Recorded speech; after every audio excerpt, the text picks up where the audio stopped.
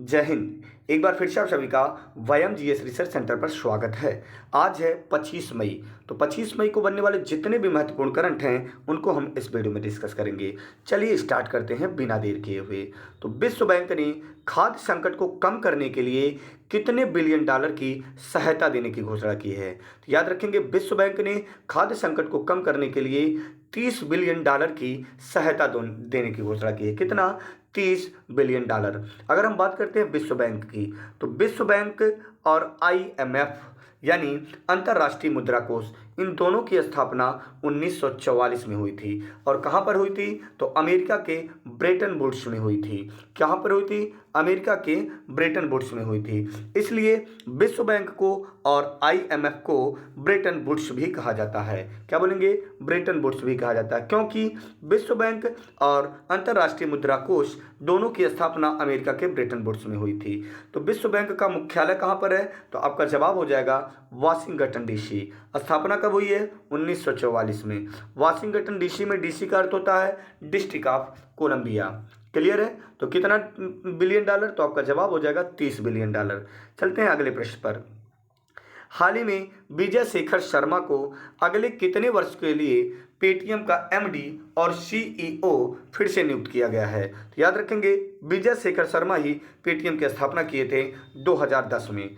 तो याद रखना, विजय शेखर शर्मा को अगले 5 वर्षों के लिए, कितने वर्षों के लिए? 5 वर्षों के लिए पेटीएम का एमडी और सीईओ फिर से नियुक्त किया गया है। तो बात आई है एमडी को कहते हैं मैनेजिंग डायरेक्टर, और सीईओ क्या लिखा गया है? CEO chief executive officer, managing director, और ये क्या हो जाएगा? Chief executive officer. यानी विजय शेखर शर्मा को अगले कितने वर्षों के लिए? तो अगले 5 वर्षों के लिए पेटीएम का एमडी और सीईओ फिर से नियुक्त किया गया है।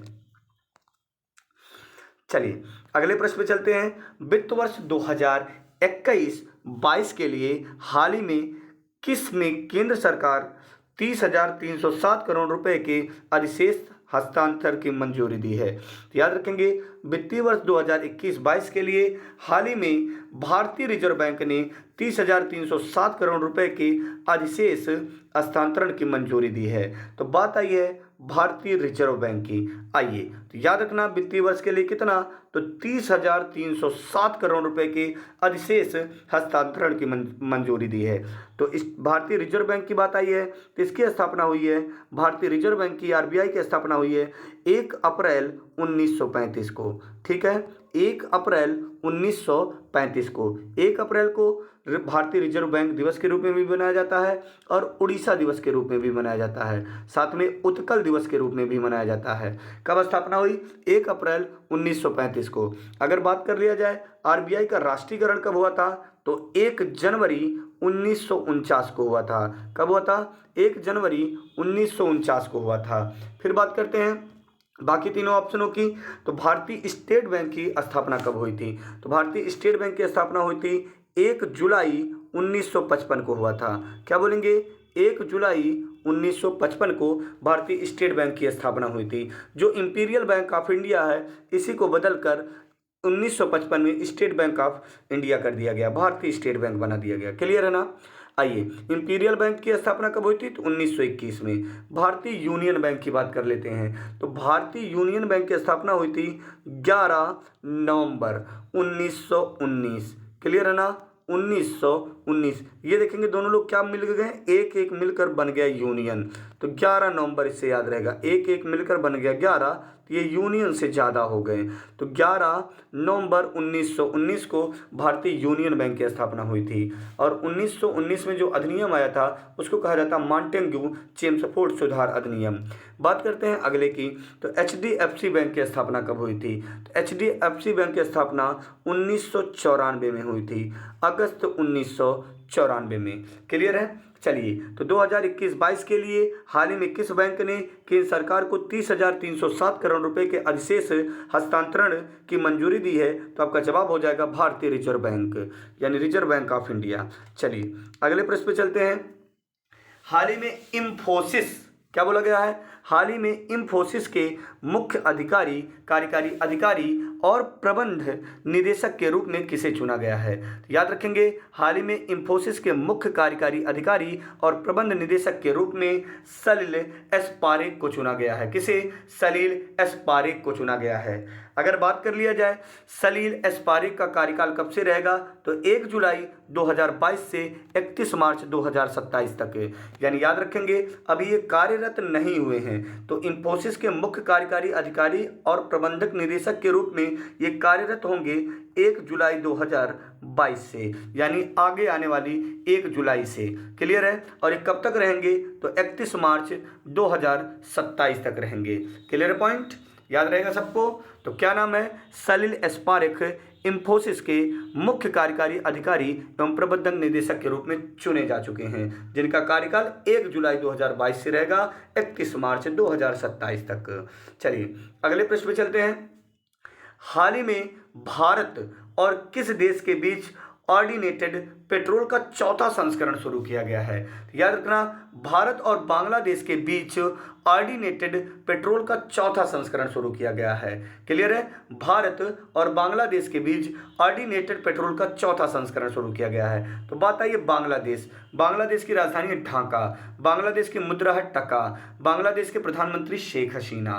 Clear point? बांग्लादेश की संसद का नाम है जातीय संसद। क्या बोलेंगे? जातीय संसद। बांग्लादेश भारत के 5 राज्यों से सीमा बनाता है। कितने राज्यों से? 5 राज्यों से सीमा बनाता है, जिसमें है पश्चिम बंगाल, असम, मेघालय, त्रिपुरा, मिजोरम। Clear point? चलिए आगे चलते हैं हम लोग। हाल ही में भारत सरकार ने कितने लाख से अधिक जमा या निकासी के लिए पैन और आधार अनिवार्य कर दिया है? याद रखेंगे, भारत सरकार ने 20 लाख से अधिक जमा या निकासी के लिए पैन और आधार अनिवार्य कर दिया है। कितने लाख से अधिक? 20 लाख से अधिक जमा या निकासी के लिए पैन और आधार अनिवार्य कर दिया गया है भारत सरकार द्वारा। Clear point? हाल ही में किस मंत्री ने IIT Guwahati north east research conclave 2022 का शुभारंभ किया है? तो याद रखेंगे, हाल ही में Dharmendra Pradhan IIT Guwahati north east research conclave 2022 का शुभारंभ किया है। क्लियर है? क्या बोलेंगे? Dharmendra Pradhan IIT Guwahati north east research conclave 2022 का शुभारंभ किया है। तो बात करते हैं धर्मेंद्र प्रधान की। तो धर्मेंद्र प्रधान पेट्रोलियम और प्राकृतिक गैस तथा इस्पात मंत्री हैं। क्या है? पेट्रोलियम और प्राकृतिक गैस तथा इस्पात मंत्री धर्मेंद्र प्रधान ने IIT Guwahati north east research conclave 2022 का शुभारंभ किया है। Clear point? चलिए आगे चलते हैं दोस्तों। तो हाल ही में पेटीएम जनरल इंश्योरेंस लिमिटेड नामक एक संयुक्त उद्यम सामान्य बीमा कंपनी की घोषणा की है। तो याद रखेंगे, हाल ही में पेटीएम जनरल इंश्योरेंस लिमिटेड नामक एक संयुक्त उद्यम बीमा कंपनी का घोषणा की है। तो पूछना चाहिए था, यहाँ पर आंसर भी आपको कमेंट हो चुका है। तो पेटीएम, तो किसने पूछना चाहिए था? ठीक है ना। तो हाल ही में किसने जनरल इंश्योरेंस लिमिटेड नामक एक संयुक्त उद्यम सामान्य बीमा कंपनी की घोषणा की है? तो आपका जवाब हो जाएगा पेटीएम। तो एक बार पुनः आप लोगों को कमेंट करना, पेटीएम की स्थापना कब हुई थी? 2010 में। क्लियर है? जबकि फोन पे की स्थापना कब हुई थी? तो 2015 में। Clear point? हाल ही में किस केंद्रीय मंत्री ने बायोटेक शोधकर्ताओं और स्टार्टअप के लिए एकल राष्ट्रीय पोर्टल का अनावरण किया है? तो हाल ही में केंद्रीय मंत्री डॉक्टर जितेंद्र सिंह ने बायोटेक शोधकर्ताओं और स्टार्टअप के लिए एकल राष्ट्रीय पोर्टल का अनावरण किया है। याद रखेंगे, डॉक्टर जितेंद्र सिंह। तो डॉक्टर जितेंद्र सिंह केंद्रीय मंत्री बायोटेक शोधकर्ताओं और स्टार्टअप के लिए एकल राष्ट्रीय पोर्टल का अनावरण किया है। Clear point? तो हाल ही में 2021-22 प्रीमियर लीग चैंपियनशिप का खिताब किसने जीता है? तो 2021-22 प्रीमियर लीग चैंपियनशिप का खिताब मैनचेस्टर सिटी ने जीता है। मैनचेस्टर सिटी लगातार ये दूसरी बार जीती है और कुल 6 बार जीतकर प्रीमियर लीग की दूसरी चैंपियन बन चुकी है, जबकि मैनचेस्टर यूनाइटेड सबसे ज़्यादा बार प्रीमियर लीग जीती है। मैनचेस्टर सिटी दूसरे स्थान पर कुल 6 बार जीती है, जबकि मैनचेस्टर यूनाइटेड कुल 13 बार जीतकर प्रथम स्थान पर है।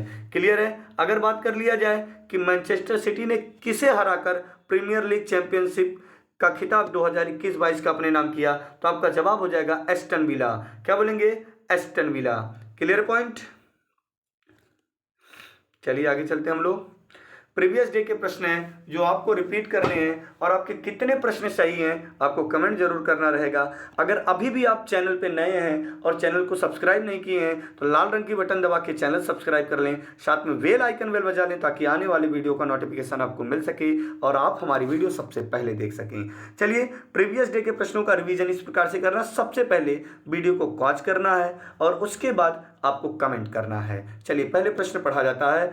तो किस राज्य में 100% विद्युतीकरण का लक्ष्य हासिल किया गया है? तो उम्मीद करते हैं आप लोग जवाब दे चुके होंगे। तो आपका जवाब यहां पर हो जाएगा गोवा। बहुत अच्छा, बिल्कुल ज्यादातर बच्चों का सही है। क्लियर है? तो अगले प्रश्न पे हम बात करते हैं। न्यू डेवलपमेंट बैंक ने भारत में अपना पहला क्षेत्रीय कार्यक्रम किस शहर में खोलने की घोषणा की है? किस राज्य में खोलने की घोषणा की है? तो आपका जवाब हो जाएगा गुजरात। क्या बोलेंगे? गुजरात। तो न्यू डेवलपमेंट बैंक ने भारत में अपना पहला क्षेत्रीय कार्यक्रम गुजरात में खोलने की घोषणा की है। उम्मीद करते हैं यह भी आप सभी का सही होगा। चलिए अगला प्रश्न है। एंथनी अल्बनीज किस देश के प्रधानमंत्री बने हैं? Anthony Australia. तो आ से अल्बनीज, ए से भी आ बन रहा है। तो एंथनी अल्बनीज किस देश के प्रधानमंत्री बने हैं? तो आपका जवाब हो जाएगा एंथनी अल्बनीज अभी हाल ही में ऑस्ट्रेलिया देश के प्रधानमंत्री बने हैं। उम्मीद करते हैं यह भी आपका सही होगा। वर्ल्ड इकोनॉमिक फोरम में के 5 दिवसीय वार्षिक बैठक में भारत का प्रतिनिधित्व कौन करेगा? उम्मीद करते हैं कमेंट कर चुके होंगे। तो वर्ल्ड इकोनॉमिक फोरम के 5 दिवसीय कार्यक्रम वार्षिक बैठक में भारत की तरफ से पीयूष गोयल प्रतिनिधित्व करेंगे। क्लियर है? अब अगर आप लोगों को वीडियो पसंद आए तो प्लीज आप लोग वीडियो को शेयर करना ना भूलें। जय हिंद।